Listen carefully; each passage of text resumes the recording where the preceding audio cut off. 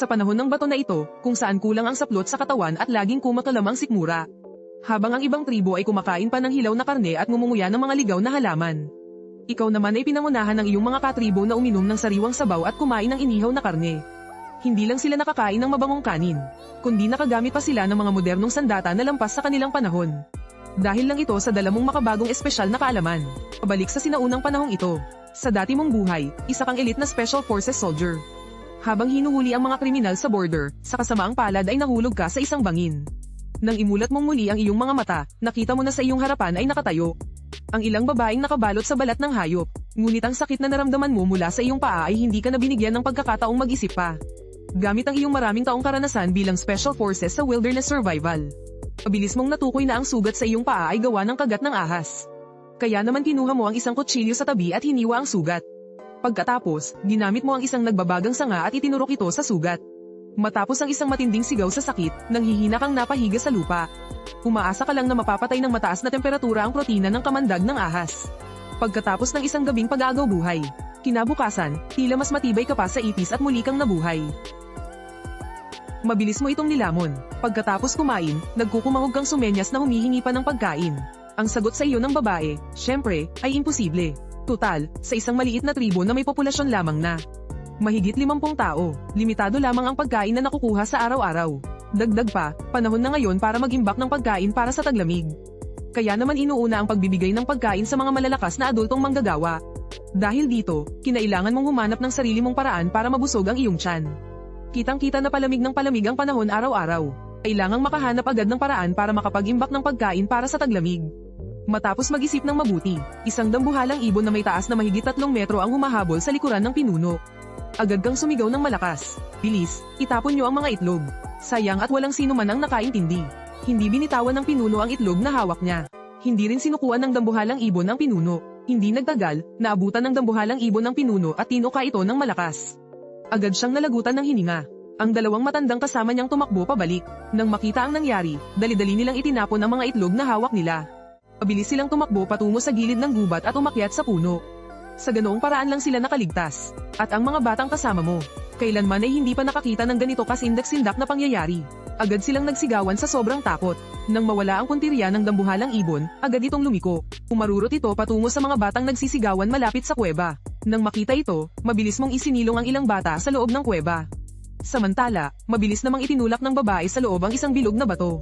At isinara ng mahigpit ang bungangan ng kuweba. Nang makita ng dambuhalang ibon na hindi ito makapasok, lumingon ito at lumapit sa bangkay ng pinuno. Sinimulan nitong tuck-in ang kanyang katawan. Nagngit-ngit ang iyong mga ngipin at nagpasya kang tapusin ang dambuhalang ibon. Natikman na nito ngayon ang lasa ng laman ng tao. At alam na rin nito kung nasaan ang inyong tribo. Sa hinaharap, baka hindi na kailanman matatahimik ang tribo. Pero sa ngayon, wala kang anumang armas na hawak. Tiyak na hindi ka mananalo sa direktang pakikipaglaban. Sa sandaling iyon, nakita mo ang dalawang mahahabang binti ng dambuhalang ibon. Agad kang nakaisip ng ideya. Kaagad kang nagsimulang maghanda. Una, kumuha ka ng 2 batong sinlaki ng kamao. Pagkatapos ay kinalas mo ang balat ng ahas na nakapulupot sa iyong baywang. Itinali mo ang mga bato sa magkabilang dulo nito. Nang matapos, hinawakan mo ang ginawa mong simpleng sandatang pambato. At lumabas ka mula sa siwang ng bungangan ng kuweba. Nagulat ang lahat ng tao sa loob ng kuweba. Gusto ka sana nilang habulin para pigilan. Ngunit natatakot silang baka maakit pabalik ang dambuhalang ibon. Kaya wala silang nagawa kundi ang mag-alalang manood na lang mula sa loob. Tahimik kang nagtago sa mga palumpong, dahan-daang sumusulong habang nakayuko. Minto ka sa layong mga 5 hanggang 600 metro mula sa dambuhalang ibon. Sa mga oras na iyon, ang dambuhalang ibon ay abala pa rin sa masayang pagkain. Lingid sa kaalaman nito, pinupuntirya mo na pala ito. Dahan-dahan kang tumayo, hinawakan mo ang gitna ng lubid na gawa sa balat ng ahas at mabilis itong pinaikot. Mabilis na umikot ang 2 bato sa dulo nito. Dahil sa bilis ng pag-ikot, biglang umunat ang tali. Napansin ng dambuhalang ibon ang kilos sa iyong direksyon. Itinaas nito ang ulo, umirit ng malakas, at sumugod papalapit sa iyo. Habang papalapit ito ng papalapit, napasigaw sa takot ang mga babae at bata sa bungad ng kuweba. Pero nanatili ka lang sa iyong kinatatayuan, kalmado at hindi natitinag. Nang mga 30 metro na lang ang layo ng dambuhalang ibon sa iyo, bigla mong inihagis ang iyong sandata patungo rito. Umikot sa hangin ang sandatang iyong binitiwan. Pagdikit nito sa 2 mahahabang binti ng ibon, agad itong pumulupot ng mahigpit. Nasa 10 metro na lang ang layo nito sa iyo. Nang ang dambuhalang ibon ay biglang nawalan ng balanse at bumagsak. Walang tigil sa pagpagaspas ang maliliit nitong pakpak pero hindi na ito makatayo. Ang mga babae at ang iyong mga kasama sa bungad ng kuweba ay napanganga sa gulat. Nakabukas ang kanilang mga bibig at hindi makapaniwala sa kanilang nasaksihan. Agad mong sinenyasan ang dalawang kasama na diinan ang leeg ng ibon. Habang ikaw naman ay dumampot ng malaking bato at buong lakas na ipinukpok dito. Agad na tumalsik ang dugo mula sa ulo ng dambuhalang ibon. Hindi na rin ito nagpumiglas ng malakas. Pagkatapos ay tuluyan na itong nalagutan ng hininga. Tumingin sa iyo ang dalawang kasama na may pagkamangha sa kanilang mga mata. Kinalag mo ang balat ng ahas mula sa mga binti ng ibon at muli itong itinali sa iyong baywang. Pagkatapos ay sinenyasan mo silang tulungan kang dalhin ang ibon pabalik sa kuweba. Naging masunurin na sila ngayon sa iyo. Tila mga tagahanga mo na sila. Pagkatapos ay nagtulungan kayong tatlo sa paghila sa mga binti ng dambuhalang ibon papunta sa kuweba. Ngayon, wala na ang panganib. Pinagpatuloy mo rin ang paghabi ng sarili mong basket. Lumipas ang halos 1 oras. Natapos na ang 2 basket. Nilagyan mo ng mga lamang loob ng dambuhalang ibon ang basket at naglakad ka papunta sa ilog.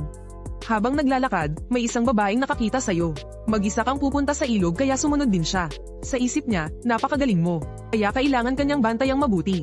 Samantala, ang 2 batang lalaki na kalulunsad lang sa'yo bilang pinuno. Ay nakita kang gumawa na naman ng kakaibang bagay at paalis ka. Agad din silang humabol. Mabilis na nakarating ang 4 sa tabi ng ilog.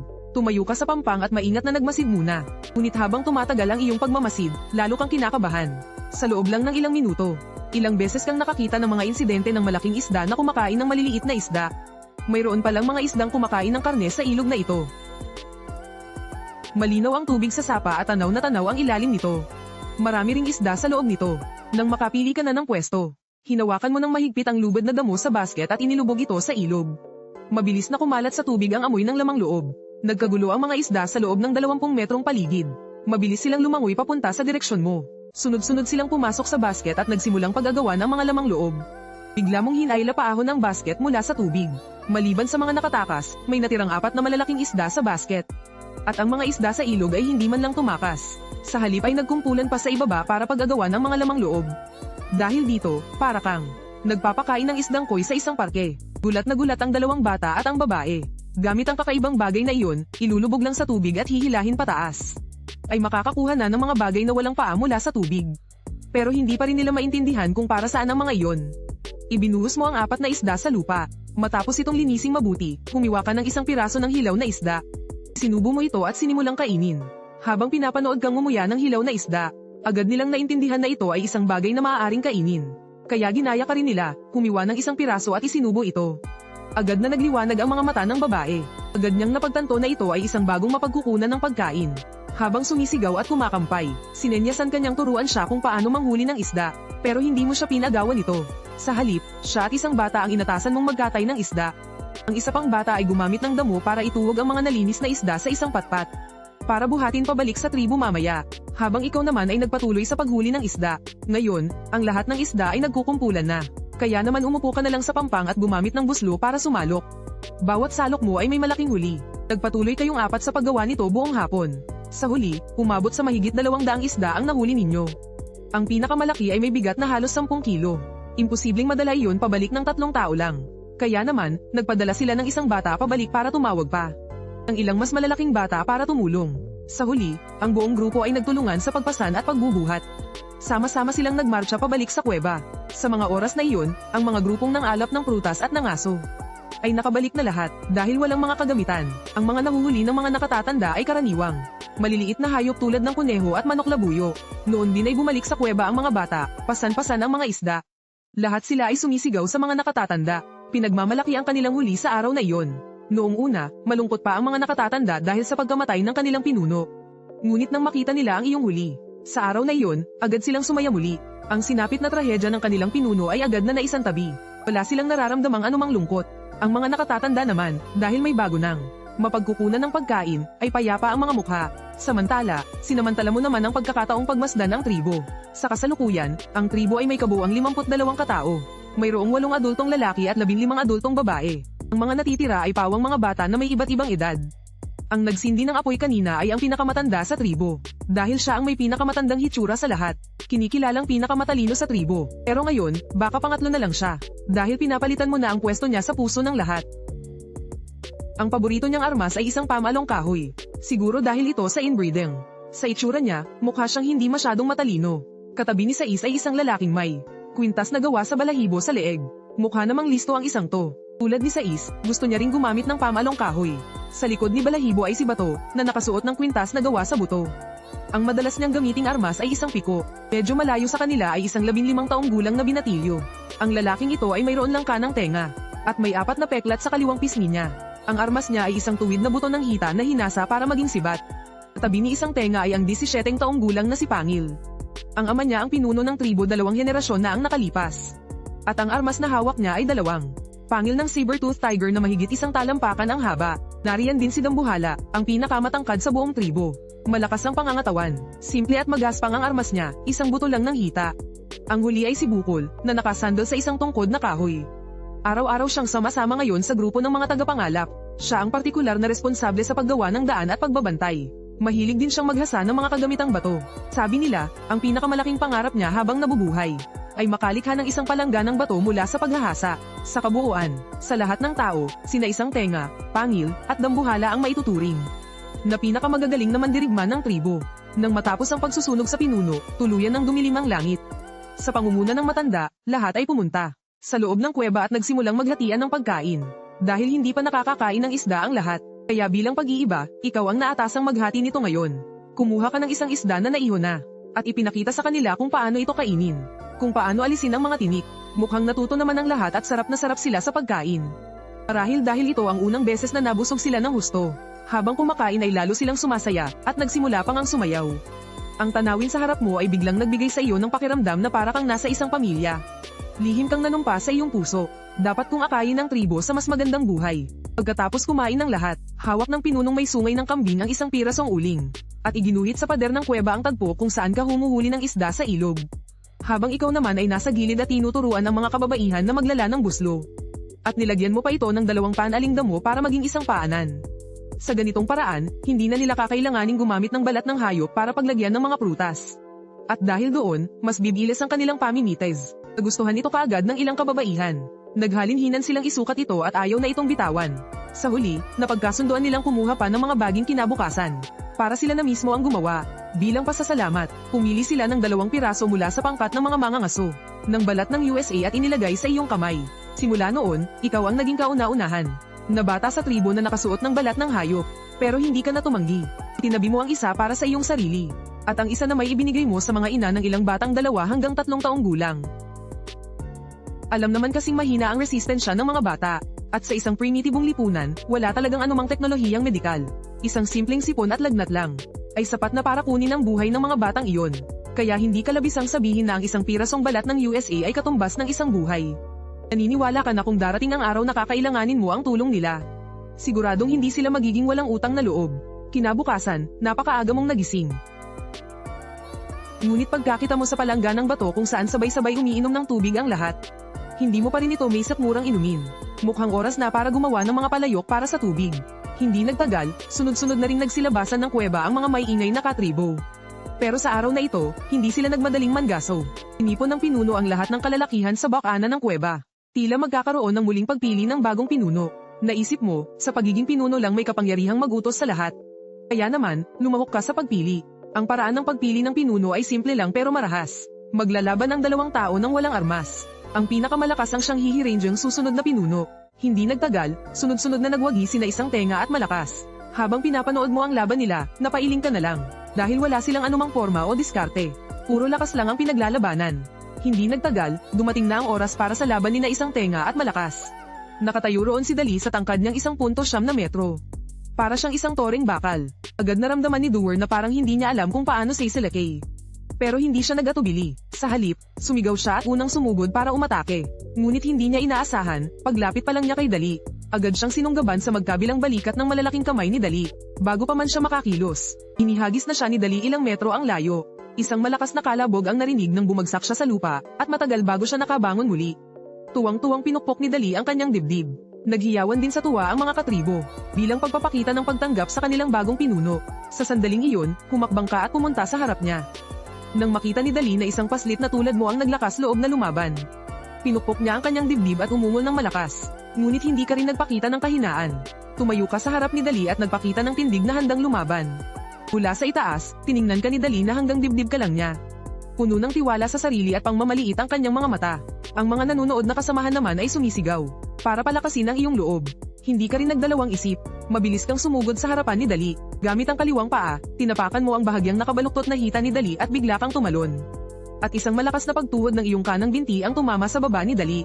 Bago pa man makapag-react ang lahat kay Dali, diretso na siyang bumagsak sa lupa. Gumugulong-gulong siya sa lupa habang umuungol sa sakit. Ang mga katribo na naroroon ay agad na natigilan at napanganga. Tandaan ninyo, si Dali ang pinakamalakas na mandirigma sa kanilang tribo. Kahit pa matalo siya, hindi dapat ganoon kabilis. At ang kalaban pa niya ay isang batang hindi pa nasa hustong gulang. Biglang naging napakasabik ng nakatatanda. Isang pakiramdam na walang basehan ngunit napakatindi. Ang sumulpot sa kanyang puso. Ang buong tribo ay maaaring dahil sa nasa harapan. Niyang batang ito ay lalo pang lumakas. Bago pa man siya makapagbigay ng anumang utos, binuhat ka na ng lahat ng katribo at inihagis-hagis ng mataas. Ipinagdiriwang ang pagdating ng bagong pinuno. Sa loob lamang ng 2 araw, napakarami mo ng himalang dinala sa tribo. Sa totoo lang, ang ganitong resulta ay ang inaasahan ng karamihan. Sa mga sandaling ito, nakabawi na si Dali. Halatang halata na hindi pa rin siya makapapayag sa pagkatalo. Sa gitna ng hiyawan ng lahat, mabilis siyang sumugod sa iyo. Nang makalapit na siya sa iyo, mabilis mong hinawakan ng 2 niyang daliri at puwersahang ibinali ito pasulong. Pagkatapos ay mabilis kang umikot sa likuran ni Dali. Saka mo sinipan ng malakas ang likod ng kanyang tuhod. Diretsyong napasubsob sa lupa si Dali. Habang pilit siyang kumakawala, lalo lang siyang nasasaktan. Wala pang 2 minuto, kahit ang isang malakas na lalaking tulad ni Dali ay napilitang humingi ng awa habang tumutulo ang sipon at luha. Saka mo lang pinagpag ang iyong kamay at binitawan itong umiiyak na dambuhala. Pagkatapos ay tumalikod ka na at pumasok sa kuweba. Dahil doon, muling nag-ingay ang mga tao. Nagsisigawan sa tuwa ang mga bata. Ipinagdiriwang ang unang pagkakataon na natalo ng mga bata ang isang matanda. Pinag-uusapan naman ng mga babae kung saan sila nakakita ng mga baging. Pagbalik nila mamayang gabi, hihilingin nila sa pinuno na turuan. Samantala, ang matanda ay may komplikadong tingin habang nakatitig sa kuweba. Hindi malaman kung ano ang kanyang iniisip. Sa mismong sandaling iyon, muli kang nagpakita sa harap ng lahat taglay ang iyong bagong ayos. Suot mo ay isang simpleng damit na gawa sa balat ng USA. Ang iyong maitim at mahabang buhok ay itinali gamit ang isang pirasong balat ng ahas. Ang iyong kabuuang anyo ay malinis at presko, ngunit mukha ka pa ring sanay at magaling. Ito ang bago mong itsura matapos ang paulit-ulit na pag-iisip. Sinasabing ang ganitong uri ng pananamit ay nagsimula pa noong sinaunang panahon.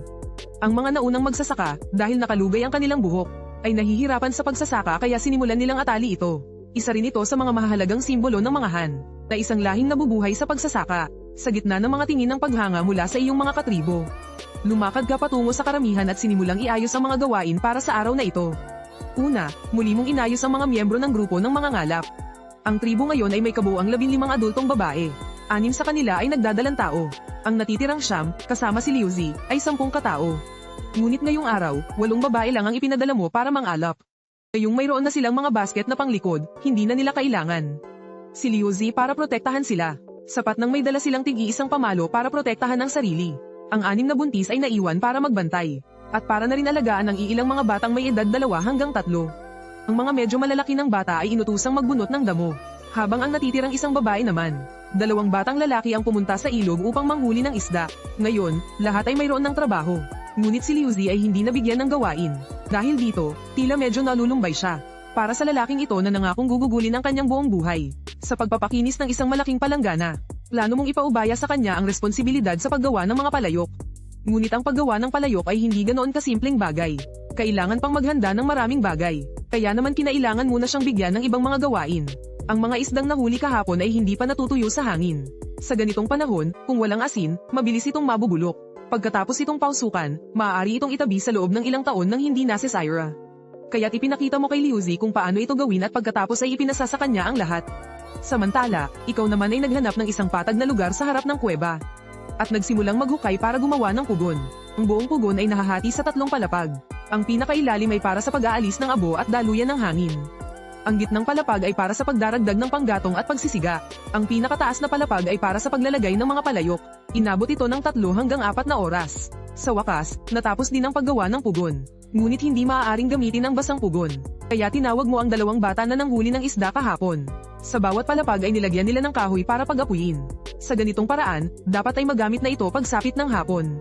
Pagkatapos ayusin ang lahat ng gawain, ikaw ay personal na pumunta sa pampang ng ilog upang pumili ng luwad. Nakahanap ka ng isang malaki at makinis na batong ilog upang gawing mesang gawaan. Ang hinukay na luwad ay iyong ibinato, hinampes, at minasa. Hindi nagtagal, natapos ang unang maliit na banga na maliit ang ilalim at malaki ang bibig. Pagkatapos, gamit ang parehong paraan, gumawa ka pa ng 4 na piraso. Inilagay mo ang lahat ng ito sa tabi ng kuweba upang matuyo. Sumunod ang ilang palayok na may 2 hawakan at 12 ng mangkok na luwad. At ilang maliliit na kagamitan sa pagkain. Ang mga bagay na ito ay hindi kailangang maging maganda, basta't praktikal. Sa mga oras na ito, hindi ka pa sigurado sa mga bagay na ito. Kung ilan ang magiging tapos na produkto pagkatapos maluto, ang halos kalahating hapon na ang lumipas. Isa-isa mong inilagay ang lahat ng hindi pa tapos na produkto sa loob ng pugon. Ang 2 bata at si Liuzi ay nakatayo, sa gilid at nakatitig na nanunood. Ang bagong pinuno ay nakagawa ng napakaraming palayok sa loob ng isang araw. Hindi lang nila alam kung magagamit ba ang mga ito. Hindi mo sila pinansin, ay umupo sa tabi ng siga at nagdagdag ng sapat na panggatong. Ang mga katribong lumabas ay sunod-sunod nang bumalik sa tribo. Naging masagana ang ani ng mga kababaihan. Ang kanilang mga basket ay puno lahat ng mga ligaw na prutas. Mayroon ding malalaking bigkis ng baging. Mukhang para ito sa paggawa pa ng mga basket. Parami rin ang naging huli ng mga kalalakihan ngayong araw. 2 malalaking ibon na halos kamukha ng pabo. At mayroon ding ilang itlog ng ibon at ilang marmot. Idagdag pa ang mahigit 100 isdang nahuli ngayong araw. Naging napakasagana ng ani ng buong tribo. Lahat ng pagkain hindi mauubos sa araw na iyon ay maaaring itabi. Malapit na ring manganak ang ilang babaeng buntis. Kaya sa oras na iyon, magkakaroon din sila ng sapat na pagkain. Nang magsimulang pumuti ang mga palayok, itinigil mo na ang pagdaragdag ng panggatong. Hinayaan mong kusang mamatay ang apoy sa loob at pinalamig ito ng magdamag. Bukas ng umaga, maaari nang buksan ang pugon. Matapos ang isang buong araw ng pagtatrabaho, pagod na pagod ang mga katribo. Pero nakapalibot sila sa siga. Bawat isa sa kanila ay may masayang ngiti sa mukha. Ngayon, hindi na nila kailangang magutom pa. Ang pinakamahalaga, niluto mo ang 2 malalaking ibon bilang beggar's chicken. Kailanman ay hindi pa sila nakakatikim ng ganito kasarap na pagkain. Pero ikaw, wala kang gaanong gana. Dahil ang mga pagkain ito ay binudburan lang ng kaunting magaspang na asin. Halos hindi mo na malasan ang alat. Sa panahong ito, napakahalaga ng magaspang na asin. Sabi-sabi, ipinagpalat pa raw ito mula sa ibang tribo. Tahimik kang nag-iisip sa iyong sarili. Kung maaari bang gumamit ng mga palayok para makipagpalat pa ng mas marami. Nang matapos kumain ang lahat, ang mga babae ay bumalik sa kuweba para magsimulang maglala ng mga basket. Nalaman nilang talagang napakadaling gamitin ng mga basket na panglikod. Kahit mas kaunti ang bilang ng grupo ng mga nangangalap ngayon, mas marami pa rin ang kanilang nakuha. Samantala, ipinamahagi mo naman ang lahat ng mga balat ng hayop. Ngayon, kahit magsiksikan ng ilang bata, mayroon na silang makukumot. Kinabukasan, paggising mo, agad mong tiningnan ang kinalabasan ng mga nilutong palayok. Si Bukol ang unang-unang humila sa pinuno para lumapit. Kung ano-anong sinasabi niya sa pinuno, mukha siyang kinakabahan. Sa totoo lang, ikaw man ay kinakabahan din. Dahil ang iyong dakilang plano para makipagpalit ng asin. At ang sabaw ng karne na pinakaasam-asam mo ay nakasalalay dito. Na may kaba at pananabik. Itinaas mo ang takip na lupa sa ibabaw ng tapahan. Isinilip mo ang iyong ulo para tingnan ang loob. Nakita mong lahat ng mga mangkok na luwad ay may matingkad na kulay pulang lupa. Hindi inaasahang napakakinis ng mga ito, na para bang may barnes. Nang makita ito, biglang inagaw ni Bukol ang isang mangkok. Paulit-ulit niya itong hinaplos habang nanginginig sa tuwa. Pagkatapos, patakbo siyang bumalik sa kuweba, halos matamba-tamba. Hindi nagtagal, nakita mo siyang may dalang isang mangkok ng tubig, habang sumisigaw sa pagbalik. Masaya niyang ipinakita sa mga katribo. Itong magandang lalagyan na pwedeng maglaman ng tubig. Napangiti ka na lang at nagpatuloy sa paglalabas ng iba pang mga palayok. Ang 4 na palayok na pangluto at 4 na maliliit na banga ay matagumpay na nagawa. Ang makinis na ibabaw ng mga ito ay walang kahit isang bitak. Sa 8 kutsara, 2 lang ang naging maayos. Ang mga natira ay natunaw at nagdikit-dikit lahat. Sa mahigit 20 mangkok, 12 lang ang maaaring gamitin. Isa-isang inilabas mula sa tapahan ang mga palayok na kulay pulang lupa. Hindi lang pagkabigla ang idinulot nito sa mga katribo, kundi pati na rin ang matinding tuwa. Sinapangil at malakas kamay ang pinakamabilis. Bawat isa ay may bitbit na isang banga at tumakbo papunta sa ilog. Ilang sandali lang, nakabalik na sila dala ang 2 bandang puno ng tubig. Kahit natuwang-tuwa ang elder, nanatili pa rin siyang kalmado. Sa pamamagitan ng mga senadoryas at salita, tinanong kanya kung paano ito ginawa. Bago ka pa man makapagsalita, inunahan ka ng ipaliwanag sa kanya ng 2 kasamahan na tumulong kahapon. Pero ang pinaka-inaalala mo ay kung maaari ba itong ipagpalit sa asin. Gamit ang mga senadoryas, ipinarating mo sa elder ang tanong na ito. Hindi mo inaasahan na titingnan ka ng elder na parabang. Nakatingin siya sa isang taong bulagsak, habang itinuturo niya ang iba't ibang laki ng mga kagamitang gawa sa luwad. Itinuro rin niya ang mga matatanda at bata sa tribo. At sinabi niya sa iyo sa kanilang dialekto kung gaano kahalaga ang mga bagay na ito. Nang maintindihan mo, lubos kang nagimbal. Kahit isang mangkok lang, ay maaaring ipagpalit sa isang malapit ng maging binata, o 2 dalagita. Paano pa kaya ang mga banga ng tubig at mga palayok? Sa kasalukuyan, napakakaunti ng mga lalagyan ng tubig sa iba't ibang tribo. Karaniwan na sa kanila ang gumugol ng buong buhay para lang makapag-ukit ng isang batong palanggana. Para makakuha ng mas maraming lalagyan. Ang ilang tribo ay hindi mag-aatubiling ipagpalit ang kanilang mga tao. Para sa kanila, walang silbi ang malaking populasyon. Mas marami lang itong uubusing pagkain.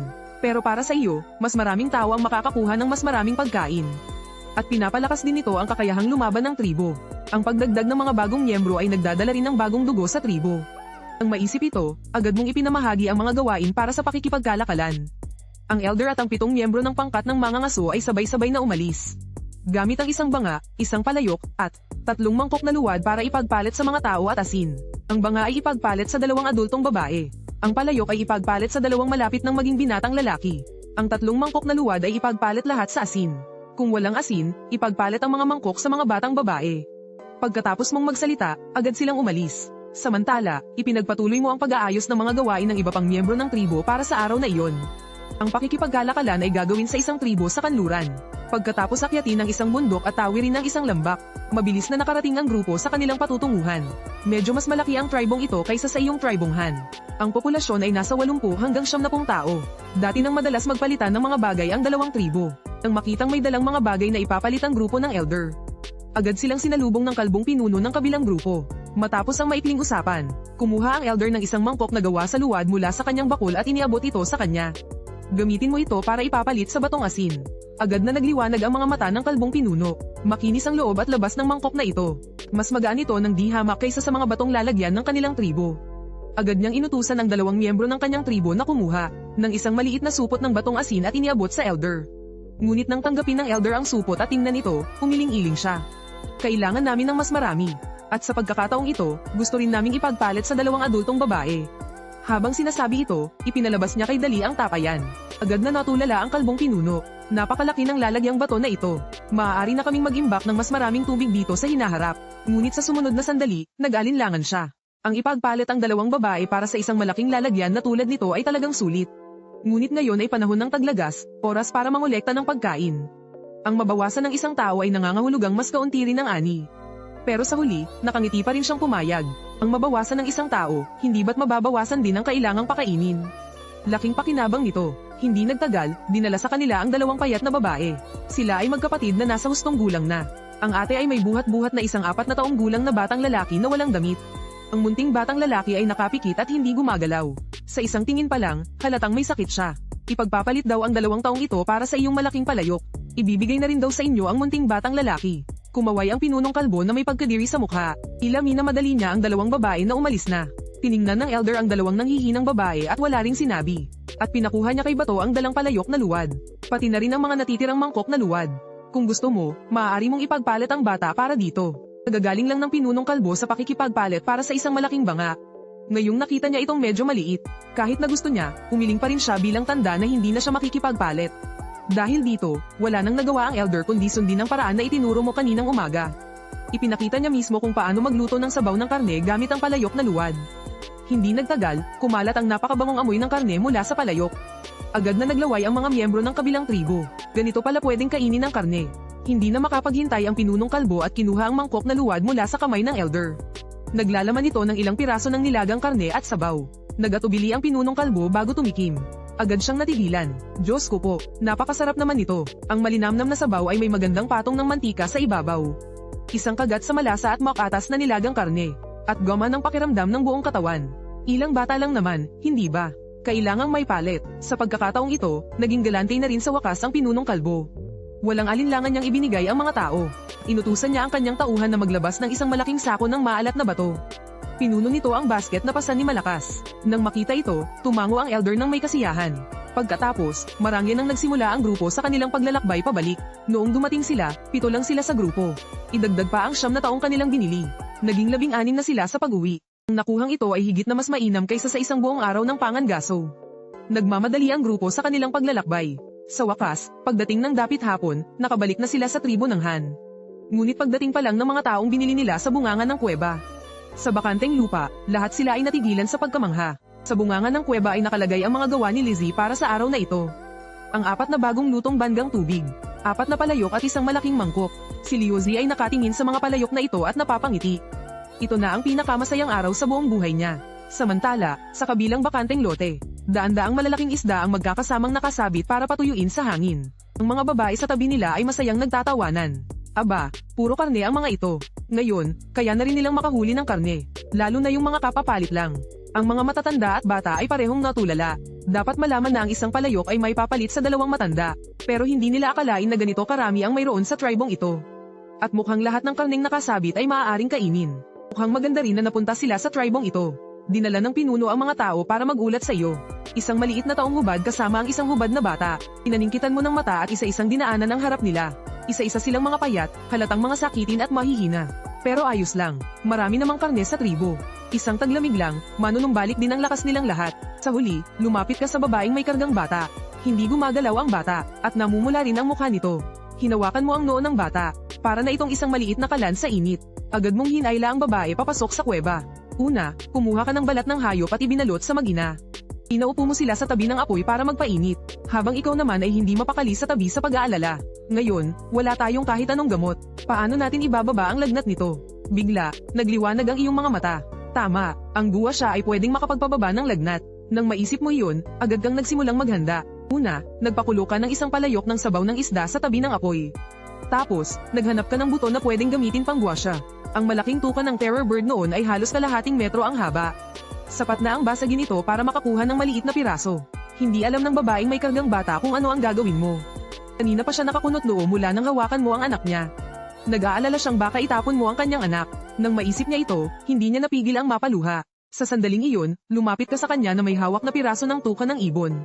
Akin na ang bata, matutulungan kitang iligtas siya. Hindi naiintindihan ng babae kung ano ang ibig sabihin nito. Pero ramdam niya na mas mabuti ka sa kanya kaysa sa dating pinuno. Kaya nanginginig sa takot na ibinigay niya ang bata sa iyong mga kamay. Kumuha ka ng kapiraso ng buto at kinaskas ito sa katawan ng bata hanggang sa mag-iwan ng mga pulang marka. Ang batang walang malay ay napakunot ang noo dahil sa sakit. Hindi tumitigil ang pag-iyak mula sa kanyang bibig. Hindi nagtagal, ibinalik mo sa kanya ang bata. Napuno na ng mga pulang marka ang buong katawan. Sumandok ka ulit ng sabaw ng isda at paunti-unting isinubo ito sa kanyang anak. Hindi malaman kung gaano nakatagal nagugutom ang batang ito. Pagkadampi pa lang sa kanyang bibig ay agad niya itong nilunok. Agad kang nakahinga ng maluwag. Basta't kumakain, may pag-asa pa. Kailangan lang niyang pagpawisan mamaya. At maliligtas na ang munting buhay na ito. Tuluyan na ring nakampante ang babae. Kahit hindi niya alam kung ano ang ginagawa mo kanina. Mukhang hindi mo naman sasaktan ang kanyang anak. Nang makampante na siya, ang kanyang tiyan na 2 araw nang walang laman ay biglang kumalam. Napalunok na lang siya habang nakatingin sa sabaw ng isda. Agad kang sumandok ng isang mangkok ng sabaw ng isda kasama ng isang malaking piraso ng laman at ibinigay ito sa kanya. Pagkatapos ay kinuha mo ang bata mula sa kanyang mga bisig. Kinarga mo ito at binalot ng mahigpit gamit ang balat ng hayop. Sa sandaling ito, labis kang nag-aalala. Ang isang simpleng lagnat ay maaaring ikamatay. Sa ngayon, pansamantalang nalutas na ang problema sa pagkain ng lahat. Pero paano naman ang mga damit? Para makapag-ipon ng mas maraming balat ng hayop hanggat maaari, kailangan pa ring manghuli ng malalaking hayop. Pero hindi ito kaya ng mga kasalukuyang sandata. Sa mga susunod na pangangaso, kailangan ko pa ring sumama. Lalabas ako para maghanap ng mga materyales para gumawa ng sandata. Kahit man lang makagawa ako ng ilang patibong.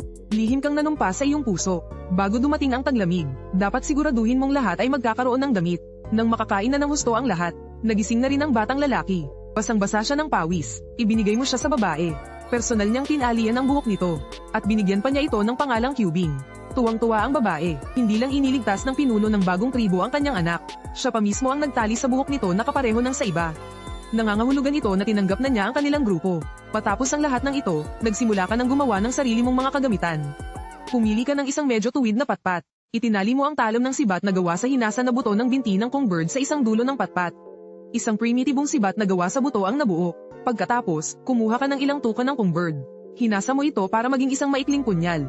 Ang mga natirang materyales naman ay ibinigay mo kay Liu Zi para makagawa rin siya ng sarili niya. Sa ngayon, 2 piraso pa lang ang kagamitan. Kailangan mong gawin ang lahat mula sa simula. Kinaumagahan, nang magising na ang mga miyembro ng tribo, nagtalaga ka ng mga bagong gawain. Magpapatuloy si Liu Zi sa paggawa ng palayok. Kailangan munang tiyakin na bawat isa ay may mangkok. Ang mga kababaihan ay hinati sa 2 grupo.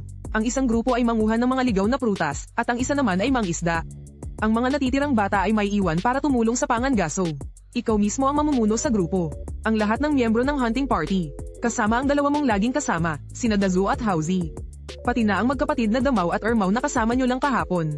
Isang buong pangkat ng 10 tao. Kasabay ng sikat ng araw, buong lakas kayong nagmarcha papasok sa gubat. Nang makapasok na kayo sa gubat, naghiwa-hiwalay ang inyong grupo. Ang bawat isa ay nangaso ng kanya-kanya. Samantalang ikaw ay kasama ang 4 na batang katulong. May dala silang mga basket sa likod at isang rolyo ng lubad na dayami para maging alalay mo. Karamihan sa mga puno sa bahaging ito ng gubat ay mga namumunga ng nuwes. Bawat puno ay may taas na higit sa 30 metro. Sa pagtingin sa puno na may diametrong mahigit 1 metro ang kapal, wala kang anumang magawa laban dito. Puno ng mga nagkalat na nuwes ang lupa. Sa di kalayuan, may makikitang malalaking ibon na kumakain sa lupa. Ngunit sa buong paglalakbay, nagmamasid ka lang. Hindi ka nang huli ng anumang hayop. Bilang isang mahusay na mangangaso, kailangan mo munang alamin kung ano-ano ang matatagpuan sa iyong teritoryo. Hindi nagtagal, nakadiskubre ka ng mga bakas ng baboy ramo. Base sa magugulong bakas ng paa, mukhang isang grupo pa rin sila. Pero ang lalim ng mga bakas ay talagang kinabahan ka. Mukhang hindi bababa sa 500 kilo ang bigat nila. Dahan-dahan at maingat kang nagpatuloy sa daan. Sa wakas, nakaakyat ka na sa tuktok ng Tagaytay. Mukhang isang buong pamilya sila. Ang lalaking namumuna ay tinatayang may bigat na 750 kilo. Nasa likod niya ang kanyang 3 asawa. Mayroon pang mahigit 10 bik na kasinlaki ng mga alagang baboy. Sa ganitong sitwasyon, hindi uubra ang direktang pagsugod. Kailangang mag-set up ng bitag. Dahan-dahan kang gumapang paatras. At bumalik sa kagubatan. Takot na takot ang mga kasama mo. Hindi pa sila nakakita ng ganito kalaking huli. Hindi ka na rin umasa sa kanila. Nagsimula kang mag-isa na mag-set up ng bitag. Gamit ang lubad na damo, gumawa ka ng ilang silo na hugis numero 6 sa mga bakas ng baboy. Ang kabilang dulo ay direktang itinali sa isang malaking puno. Kapag natapakan ito ng paa ng baboy, kusa itong hihigpit, at habang nagpupumiglas, lalo itong humihigpit. Para makasiguro sa kaligtasan, inutusan mo ang iyong mga kasama na umakyat sa puno. Ngayon, kailangan mo lang pabulaykan ang grupo ng mga baboy sa dinaanan nila.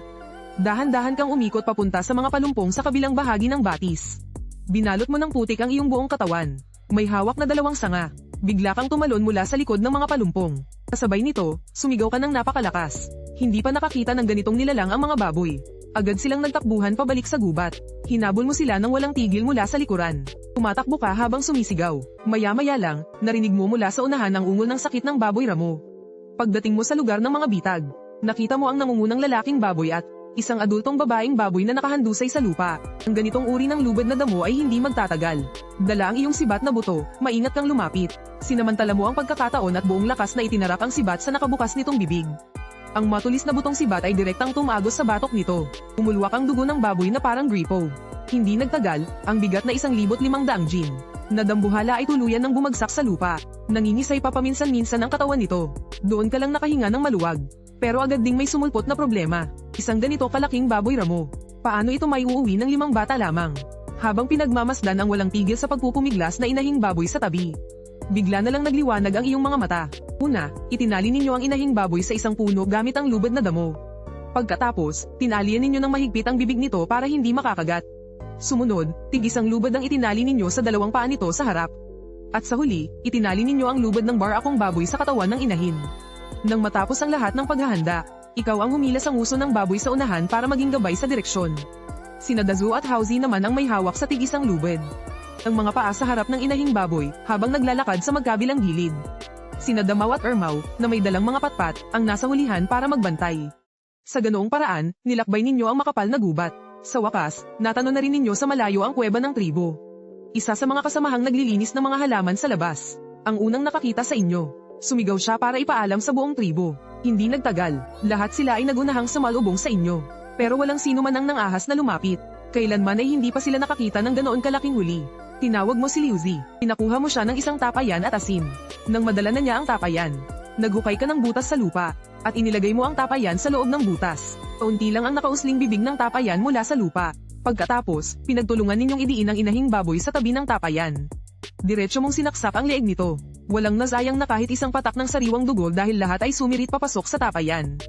Ilang sandali lang ay napuno na ng dugo ang tapayan. Nagbuhos ka ng isang mangkok ng tubig alat sa loob at hinalo ito ng maigi. Hindi magtatagal, magiging masarap na dugong namuo ito. Gagamitin ito para sa sabaw mamayang gabi. Ang balat ng dambuhalang baboy ay binalatan. Para gawing mga batang gawa sa balat o di kaya'y bag. Maraming maaaring magawa sa 2 baboy na ito. Sa ilalim ng makapal na balat nito ay may isang patong ng puting-puting taba na may kapal na 4 na daliri. Mamaya, ilalagay ito sa apoy para kunin ang mantika. Ang matitira, maliban sa baga na gagamitin sa pangingisda, ang lahat ng iba pa ay maaaring kainin. Kahit ang mga malalaking buto ay ihihiwalay lahat. Maaari itong gamitin para gumawa ng mga armas o kung ano pa. Sa loob ng isang buong hapon, ang lahat ng oras ay ginugol sa 2 dambuhalang baboy na ito. Nakakapagod pero nakakatuwa ang naging resulta. Puno ng mga nakasabit na iba't ibang laki ng piraso ng karne ang sabaitan. Isang banga ng nilutong na moong dugo, 3 banga ng puting-puting mantika ng baboy. Ang mga bata ay masayang-masayang walang tigil sa pagpulot ng mga latik. Maging si Cubing ay masayang-masaya ring kumakain. Sakto nang buksan ni Liuzi ang tapahan para kunin ang mga palayok pagsapit ng dapit hapon. Nakabalik na rin ang malaking grupo matapos ang isang abalang araw. Ang grupo ng mangingisda ay nakahuli ng daan-daang isda. Hindi rin pahuhuli ang grupo ng mga mangangaso. 3 labuyong manok at 2 malalaking ahas. Mahigit 10 itlog ng ibon at ilang dosenang marmot. At isang basket ng mga mani. Ang mas nakakatuwa pa, ngayon, ang tiyahin ni Cubing na nanguna sa pangangalap, ay nakahanap ng isang bagong uri ng pagkain. Ito ay isang napakatamis na ugat ng puno. Kapag binalatan, sa loob nito ay may natural na asukal na kulay amber. Kung makakakolekta pa ng marami, pwede nang gawing puting asukal. Dahil dito, pinuri mo pa ng husto ang dalagitang iyon. Masayang-masaya ang lahat habang kumakain ng hapunan. Pero nakasimangot ang pinuno, hawak ang isang baging na puno ng mapupulang tinik. Hinahabol at walang tigil na hinahampas ang tiyahin ni Cubing. Alam mo mula sa alaala ng orihinal na may-ari ng katawan, na ang baging na iyon ay parang pamalo para sa parusa sa tribo. Ginagamit lang ito sa mga nakagawa ng malaking pagkakamali. Nang makita ito, dali-dali mong pinigilan ang galit na pinuno. At tinanong kung bakit niya ito sinasaktan. Ang sabi niya, ang ugat na iyon ay pain ng puno ng demonyo. Lahat ng kumain ng ugat na iyon ay kakainin ng puno ng demonyo. Nang marinig iyon, agad mong pinatigil ang lahat sa pagkain ng ugat. Hindi naman sa naniniwala ka talaga sa sinabi niya, kundi nag-aalala ka na baka may lason ito, o baka naman nakaka-addict kapag kinain. Dahil dito, sa iyong pagtulog sa gabi, palagi kang napaka-alerto, maingat mong pinakiramdaman ang anumang pagbabago sa iyong katawan. Mabuti na lang at walang nangyari sa buong gabi. Nang tuluyan ng sumikat ang araw at nagsilabasan na ang mga katribo. Sinimulan mong ayusin ang mga gawain para sa araw na ito. Ang lahat ay tulad pa rin ng dati. Ang tanging pinagkaiba ay sumama si Cubing at ang kanyang ina sa grupo ng mangingisda. Habang ikaw naman ay nagdala ng 4 na tauhan sa grupo ng mga nangangalap. Gusto mong makita kung ano ba talaga ang sinasabi ng matanda, tungkol sa puno ng demonyo. Ang kinaroroonan ng punong iyon ay nasa kalaliman ng bundok sa likod ng kuweba. Hindi gaanong marami ang matatangkad na puno sa bundok na ito, ngunit napakayabong naman ng mga palumpong. At mayroon ding ilang puno ng prutas. Habang kayo ay naglalakbay, laking gulat mo nang matuklasan ang matagal mo nang inaasam-asam na sili.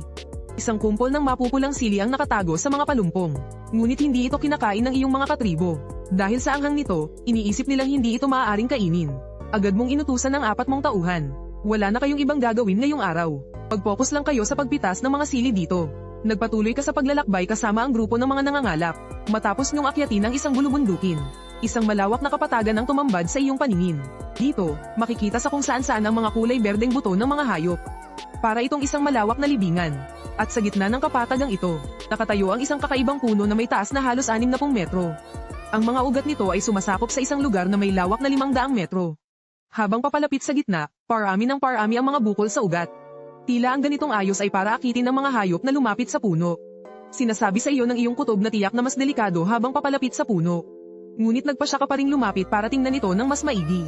Dahil sa iyong galing, kumpiyansa kang makakatakas ka ng walang gallows. Sa bawat hakbang mo, tinutusok mo ng iyong sibat ang lupa sa iyong harapan. Dahan-dahan kang lumapit sa gitna, sakto nang tumama ang iyong sibat sa lugar na natatakpan ng mga dahon ng puno.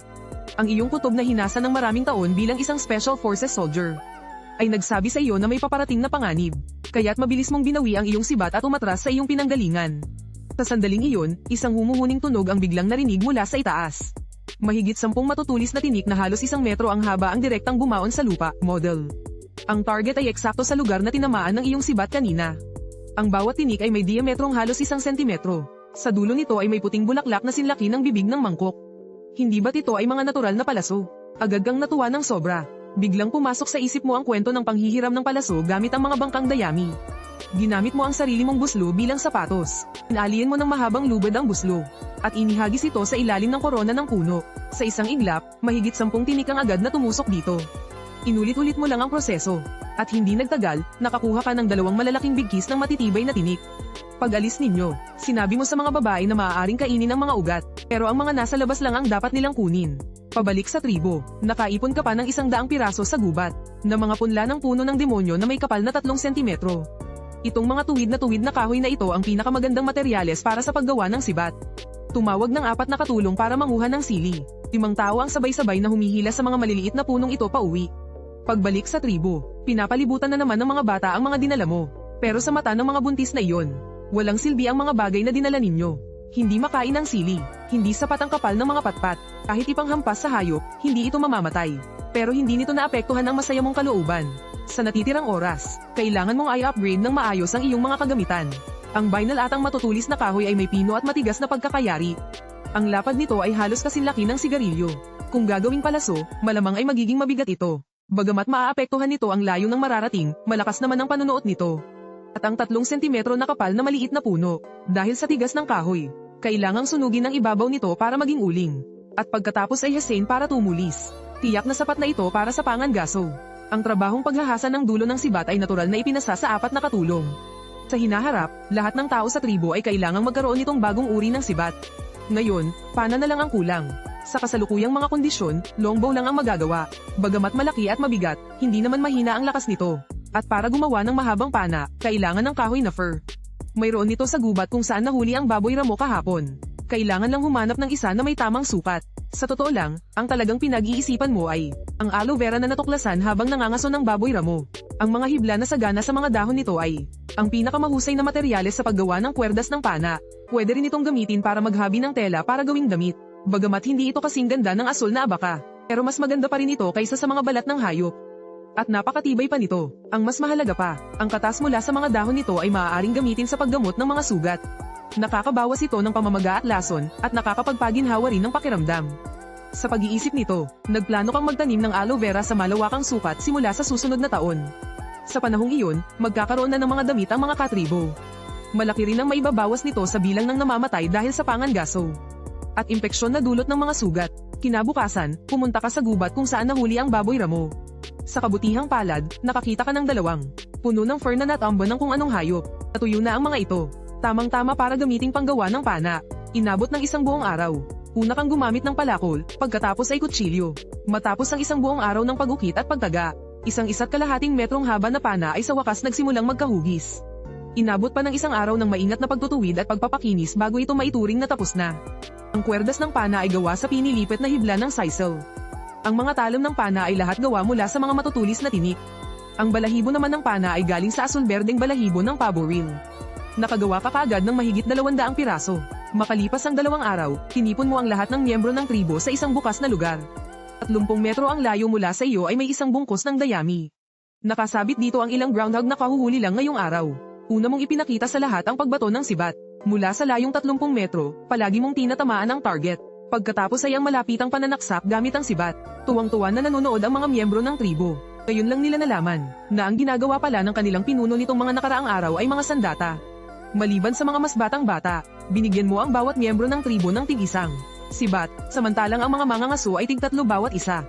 Isa sa 2 sibat ay para sa malapitang pananaksak. Ang mga kabataang malapit nang sumapit sa hustong gulang. Bukod sa araw-araw na pagbubunot ng damo at paglalaro, ay kailangang magsanay sa paghagis ng sibat. Maganda ang itsura ng mga sibat na may puting tagdan. Gustong-gusto ng mga katribo ang ganitong klase ng sandata.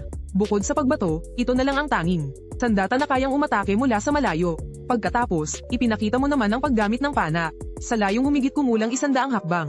5 magkakasunod na palaso ang tumama lahat sa katawan ng marmot. Lahat sila ay napanganga sa pagkamangha. Nag-uunahan at nagsisiksikan silang lahat para lang mahawakan ito. Pero ipinakita mo lang ito sa kanila.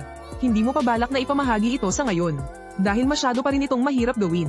Matapos matagumpay na ipakilala ang mahahabang sibat, sinimulan mo nang gumawa ng mga batang gawa sa balat. 2 piraso ng itim na balat ng baboy ramo ang paulit-ulit na kininis. Hanggang sa ito'y maging napakatibay at nababanat. Para masigurong lahat ay makakakuha ng 1 pares. Maliban sa iyong bota na puro gawa sa balat ng baboy ramo. Ang lahat ng swelas ng mga katribo ay gawa sa balat ng baboy ramo. Samantalang ang ibabaw naman ay tinahi mula sa balat ng iba't ibang maliliit na hayop. Ang bota ni Cubing ay personal mong ginawa. Ang taas nito ay hanggang tuhod. Ang loob nito ay puno ng malalambot na balahibo ng hayop. Napakainit nitong isuot. Simula nang isuot ito ng paslit, araw-araw niya itong ipinagyayabang sa iba. Dahil sa mga ginawa mo, ang dating kakaunting piraso ng maliliit na balat ng hayop sa tribo ay naubos na. Palamig na ng palamig ang panahon. Naging kagyat na ang pangangailangan para sa mga balat ng hayop. Sa ngayon, sapat na ang mga palayok. Binigyan mo si Liu Zi ng bagong gawain. Ang pagluto ng ladrilyo. Kapag marami ng ladrilyo, makakapagtayo na ng mas malaking tapahan. O di kaya'y gamitin sa paggawa ng pader at pagtatayo ng bahay. Ang gawaing pagbubunot ng damo na itinalaga sa mga bata, ay halos tapos na rin. Ang malawak na lupain sa labas ng kuweba, ay nalinis na lahat. Pwede na itong gamitin sa pagtatayo ng bahay o pagtatanim. Ngunit sa ngayon ay wala pang angkop na mga buto. Ang kaya lang itanim ay kaunting sili. Ang sisal ay isang halamang nabubuhay ng maraming taon. Plano mong itanim ito sa likod ng bundok. Sapat na ang anihin ito 1 beses sa 1 taon. Matapos mong ayusin ang mga pangmatagalang gawaing ito, naghanda ka ng pumunta sa isang mas malayong lugar para maghanap ng malalaking hayop na kumakain ng halaman. At ang mga kagamitang kailangan mo para sa malayong paglalakbay ay matagal mo nang inihanda. Mula sa mga sandata, pagkain, at gamit, lahat ay kumpleto. Pagkatapos magpaalam sa iyong mga katribo, isinukbit mo ang iyong bakul at umalis na. At ang pinuno ay bakas sa mukha ang labis na pag-aalala sa iyong paglalakbay. Wala pa siyang nakitang sino man na nakalabas ng kuweba. At nagpalipas ng gabi sa labas na nanatiling buhay. Ang mga hayop na kumakain ng halaman ay karaniwang nasa kapatagan. Ngayon, ang unang kailangan ay makaalis sa malawak na gubat na ito. Naglakad ka ng buong umaga. Ang mga puno ay unti-unting pumuputi. Nagbigay ito sa iyo ng malaking kagalakan. Ito ay senyales na malapit ka nang makalabas sa gubat. Ang buong umagang paglalakbay ay nagpatuyo ng iyong lalamunan. Nakarating ka sa tabi ng ilog at gusto mong uminom ng tubig. Kakaupo mo pa lang at pagkalabas ng iyong mangkok na luwad para kumuha ng tubig. Isang dambuhalang nilalang ang biglang lumitaw mula sa tahimik na ilog. Isang malaking bibig na puno ng ngiping parang lag-ari ang sumakmal sa iyo. Sa takot, mabilis kang tumalikod. Kinagat ng halimaw ang iyong bakol. Ang bibig ng halimaw sa tubig ay eksaktong naipit sa bakol. Hindi niya ito mailuwa, at hindi rin niya ito kayang durugin. Ang tanging magawa niya ay iwagayway ang kanyang ulo. Kinaladkad ka sa tubig at pinag-ugoy-ugoy. Sa gitna ng panganib, nagpumiglas ka at binunot ang kutsilyong hugistukan ng ibon mula sa iyong bota. Pinutol mo ang isang strap ng bakol. Dahil dito, nahirapan kang humarap, habang ang isang kamay mo ay mahigpit na nakahawak sa natitirang strap. Ang isa mo namang kamay na may hawak na kutsilyo ay walang tigil na sinasaksak ang ulo ng halimaw. Lalong lumakas ang pagwawagayway ng halimaw. Itinaas ka niya at muling tumalon ng mataas mula sa tubig. At saka ka muling ibinagsak ng malakas. At dinala ka sa walang direksyong paglusob sa ilalim ng tubig. Mabilis kang umikot at sinakiyan ng ulo ng halimaw. At sinaksak mo ng madiin ang kanyang dalawang mata. Agad na bumulwak ang sariwang dugo kasama ng utak mula sa dalawang butas ng mata nito at walang tigil sa pag-agos. Pinalabo nito ang malaking bahagi ng tubig sa ilog. Unti-unti, hamina ng hamina ang pagpupumiglas ng halimaw. Sa huli, bigla na lang itong nangisay. Pagod na pagod kang lumangoy papunta sa kabilang pampang. Matapos magpahinga ng sandali, tuluyan nang namatay ang halimaw sa tubig. Lumulutang ito sa ibabaw ng ilog habang nakataob at litaw ang maputi nitong tiyan.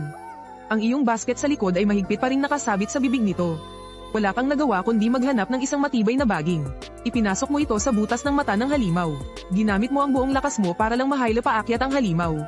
Ngayon ka lang nagkaroon ng pagkakataong suriing mabuti ang halimaw na ito. Isa lang pala itong isda. Ang haba ng katawan nito ay humigit kumulang 5 metro. Matapos magpahinga sandali, kinuha mo ang iyong batong palakol at sinimulang pukpukin ang mga ngipin ng malaking isda. Mayroon itong mahigit 50 tatsulok na ngipin na kasinlaki ng palad ng isang bata. Kinuha mo lang ang basket matapos mong matanggal ang lahat ng ngipin. Sinuri mo ang mga gamit sa loob. Sa kabutihang palad, hindi napasukan ng tubig ang sisidlan ng apoy. Ang ibang mga gamit ay may kaunting sira pero pwede pa ring gamitin. Pero noong iniisip mo nang gumawa ng apoy para patuyuin ang iyong damit, biglang may narinig kang mga yabag mula sa kakahuyan. Paglingon mo, nakita mo ang isang babaeng napakaputla ng balat. Kasama niya ang isang maliit na batang babae, at pareho silang takot na nakatingin sa iyo. Agad silang sumigaw at nagtatakbo palayo. May naiwan silang isang bagay na bilog sa lupa. Nilapitan mo ito para tingnan. Isa pala itong balde na gawa sa kahoy. Gawa ito mula sa isang buong troso na sinunog ang gitna. Sa itsura nito, mukhang dumating ang dalawang babae kanina para umigib ng tubig. Ngayon ay iniwan na lang nila ang balde at tumakbo. Baka mamaya ay bumalik sila na may kasamang iba. At gaya ng inaasahan, hindi nagtagal. Bumalik ang babaeng umigib ng tubig kasama ang ilan sa kanyang mga katribo. Nakasuot sila ng puting balabal na gawa sa balat ng hayop. Ang kanilang balat ay sobrang puti na parang pinahiran ng pulbos. Gulat na gulat ang grupo ng mga tao habang nakatingin sa malaking isda sa likuran mo. Isang lalaking mukhang pinuno ang nakipagtitigan sa iyo. Itinuro niya ang balde sa tabi. Agad mong naintindihan ang ibig niyang sabihin. Ginamit mo ang iyong sibat para iabot ang balde sa pinuno nila. Tinanggap ng pinuno ang balde. May sinasabi siyang hindi maintindihan. At muli niyang itinuro ang malaking isda sa likuran mo. Kahit hindi mo maintindihan, pero dahil itinuturo niya ang isda, medyo nakuha mo na ang ibig niyang sabihin. Agad kang tumabi para bigyan sila ng daan patungo sa isda. Agad namang sumugod ang grupo nila. Walang awang binugbog ang malaking isda. Ilan sa mga babae ay humagulgol pa. Ang lalaking pinuno ay nakangiti. Sinuntok-suntok ang sariling dibdib. Pagkatapos ay iniunat ang kamao sa iyo. Naguguluhan ka, pero dahil nakangiti siya, mukhang hindi naman siya nakikipag-away. Nag-aalangan kang idinikit ang iyong kamao sa kanya. Humalakhak ang lalaki, niyakap ka niya ng mahigpit. At pagkatapos ay nagsimulang magsalita at sumenyas para makipag-usap sa iyo. Kahit hindi kayo magkaintindihan sa salita, maaari pa ring magkaintindihan sa pamamagitan ng ekspresyon at body language. Sinabi mo sa kanya na galing ka sa kabilang pampang ng ilog. At naghahanap ka ng isang hayop na may sungay sa ulo. Tumango ang lalaki, nagpapahiwatig na naiintindihan niya. At sinabi sa iyo na marami sila nito sa kanilang tribo, na minsang kinain ng isdang ito. Bilang pasasalamat sa pagpatay mo sa halimaw na isda, gusto kanyang maging panauhin sa kanilang tribo. Dahil papalubog na ang araw. At hindi naman gaanong magkalayo ang inyong mga tribo. Baka sakali ay maaari kayong makipagpalitan ng mga gamit sa kanila sa hinaharap. Kaya naman, pumayag ka na sa kanya. Sinensyasan mo silang buhatin ng isda. Iyon ay isang bagay na maaaring kainin. Halatang nagulat ang lalaki. Sa pagkakaalam kasi nila, sila dapat ang kinakain ng isda. Kailan pa sila nakakain ng isda? Pero sa huli, pumayag pa rin siya. Dahil masyadong malaki ang isda, kailangan muna itong katayin bago hati-hatiin at dalhin. Kaya ipinagpatuloy mo na lang ang trabaho. Ang kulay pilak na balat ng isda ay may habang 4 na metro at lapad na 3.5 metro. Napakakinis nito at nababanat pa. Higit sa lahat, hindi ito tinatablan ng tubig. Agad mo itong itinabi, matapos linisin ang natirang laman ng isda. Hiniwa ito sa ilang malalaking piraso at ipinabuhat palayo. Ang kanilang tribo ay nasa gitna ng kakahuyan. Wala pang 10 minuto kayong naglakad nang makakita kayo ng isang dambuhalang puno. Ang espasyo sa loob ay nasa 100 metro kwadrado lamang. Kahit hindi malaki ang lugar, sapat na ito para sa kanila. Dahil napakakaunti lang talaga ng kanilang mga miyembro. Ang mga matatandang lalaki at babae ay 14 lamang. Kapag isinama ang lahat ng bata, 32 lang sila sa kabuuan. Tinawag mong tribo ng puno ang tribong ito na nakatira sa loob ng puno. Ang dahilan kung bakit mapuputi ang kanilang balat, ay dahil habang buhay silang naninirahan sa madilim na kagubatang ito. Itinuro ng kanilang pinuno ang silangan gamit ang kanyang kamay. Sinabi niya sa iyo na sa direksyong iyon, pagkalabas ng madilim na gubat. May isang bundok na parang mga ulap sa langit. Sa bundok na iyon ay may isang uri ng hayop na may 2 matutulis na sungay. Tumatakbo sila na sinbilis ng hangin. Walang sino man ang makahuli sa kanila. Base sa kanyang paglalarawan, hula mo ay isa itong uri ng malaking antelope. Kung hahabulin mo, siguradong hindi mo sila maabutan. Pero maaari kang maghanda ng patibong para sa kanila. Sa pagkakataong ito, mukha kang puno ng kumpiyansa. Ngunit ang mga taga-tribo at ang kanilang pinuno ay walang gaanong pag-asa sa iyo. Nakita ni Dashu na hindi na nagsasalita ang elder. Kaya inirekomenda niya sa iyo ang kanyang mga damit. Ito ay balat ng isang malaking kuneho na mahigit kalahating metro ang haba. Mahilig kumain ng lumot at kabute sa gubat ang mga kuneho. Marami nito sa maitim na kagubatang ito. Agad na nagliwanag ang iyong mga mata. Ang mga kuneho ay isang magandang bagay. Dapat mong malaman na ang mga kuneho ay kayang magparami na parang mga daga. Karaniwan na ang 5 anak o higit pa sa isang anakan. Ang mga batang kuneho ay nagiging sexually mature sa loob ng 4 na buwan at maaari nang magparami. Sa karaniwan, isang anakan kada 2 buwan. Kung makakapag-uwi ka ng 2 pares ng adultong kuneho at sanayin sila, sa loob ng 1 taon ay magiging daan-daan na sila. Sa panahong iyon, hindi na magkukulang sa damit ang buong tribo. Ang karne ng kuneho ay magiging isang mahalagang pinagkukunan din ng pagkain. Pagkatapos kumain ng hapunan, sinabi ni Dashu na isasama niya ang kanyang mga katribo para mangaso. Tinanong kanya kung gusto mong sumama. Medyo nagtaka ka, pero ang mga kuneho ay mga hayop na aktibo sa gabi. Kaya normal lang na mangaso sa gabi. Kaya pumayag ka sa kanya. Pagdating sa destinasyon, hindi ka kumilos. Tahimik ka lang na nagtago sa isang tabi, para panoorin kung paano sila humuhuli ng kuneho. Nanguna si Dashu sa pangungulekta ng mga kabute. Inilagay niya ang mga ito sa ilalim ng isang puno ng black iron. Samantala, isang grupo ng mga tao ang nagtago sa malapit.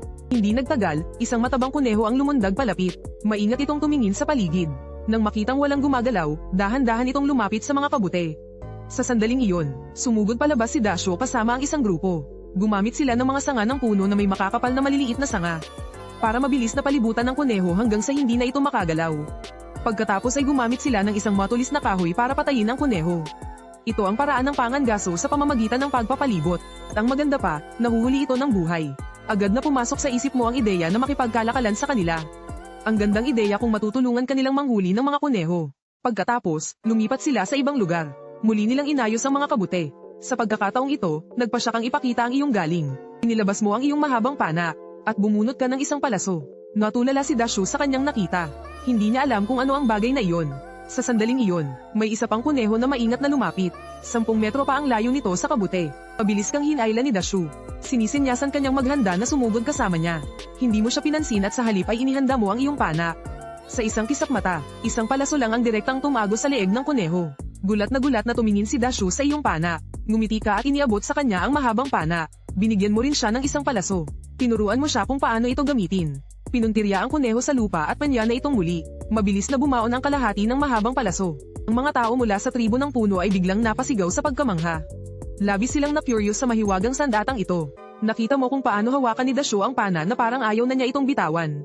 Binigyan mo siya ng isang palaso na may balahibo, bilang simbolo ng inyong pagkakaibigan. Ang sumunod na pangangaso ay naging solo performance mo. Sa loob lang ng kalahating gabi ay nakapatay ka na ng mahigit 10 kuneho. Isang bilang na hindi nila kayang isipin. Karaniwan, kung makakahuli sila ng 3 o 4 sa isang araw ay napakagaling na. Kasabay nito, lihim na nag-isip ang mga tao mula sa tribo ng puno. Iniisip nila kung gaano kalakas ang iyong tribo. Pagbalik, alinsunod sa iyong hiling. Ang mga balat ng kuneho mula sa huli ay sa iyo. Ang karne ay sa tribo ng puno. Siyempre, wala silang anumang tutol. Gayon, kailangan mo lang manatili dito ng mas matagal ng kaunti. Siguradong makakaipon ka ng sapat na balat ng hayop para sa iyong tribo. Ang layunin mo sa paglabas sa pagkakataong ito ay matutupad na. Ngunit gusto mong maglakbay ng mas malayo pa, upang tuklasin ng husto ang mundong ito. At interesado ka sa uri ng hayop na binanggit ng matandang pinuno ng tribo ng puno. Baka hindi masama kung makahuli ka ng ilan para gawing panghila ng karwahe. Kinabukasan, nag-imbak ka ng pagkain. At kumuha ng baga, saka ka nagpaalam kay Dashu. Nakiusapan mo rin siyang tulungan kang hamuli ng ilang buhay na kuneho. Pakainin lang ang mga ito ng damo at kabute araw-araw. Pagbalik mo, ipagpapalit mo ang mga ito sa iba mong huli. Ayaw na ayaw niyang umalis ka, dahil kung mananatili ka rito, tiyak na mas makakapamuhay sila ng payapa sa taglamig na ito. Pero alam niyang may mas mahahalaga ka pang bagay na kailangang gawin. Nagpaalam ka sa tribo ng puno.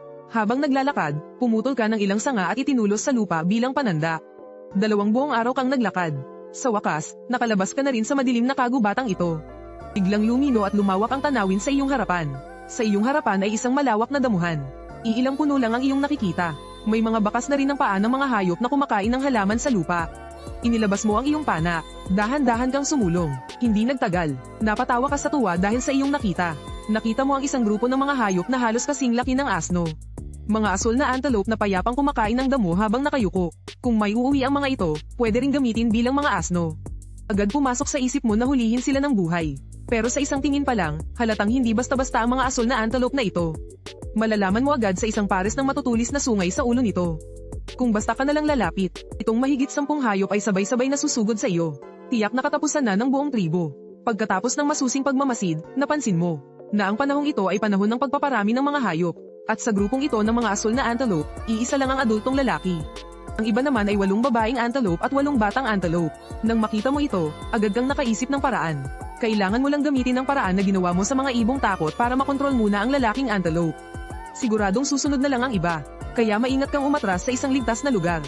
At nagsimulang gumawa ng panaling may pabigat. Hindi nagtagal, bumalik ka na dala ang panali at dahan-daang lumapit muli. Tahimik kang nagtago sa likod ng isang palumpong at naghintay ng tamang pagkakataon. Mabilis kang nakahanap ng magandang pagkakataon. Nakita mong nasa ibabaw ng babaeng antelope ang lalaki at masayang umuungol. Mabilis mong iwinasiwas ang panaling may pabigat. Ang panali, na parang elisi, ay lumipad patungo sa lalaki at babaeng antelope. Agad itong pumulupot sa mga hita sa likod ng 2 asul na antelope. Biglang nang inig ng malakas ang buong katawan ng lalaki at babaeng antelope.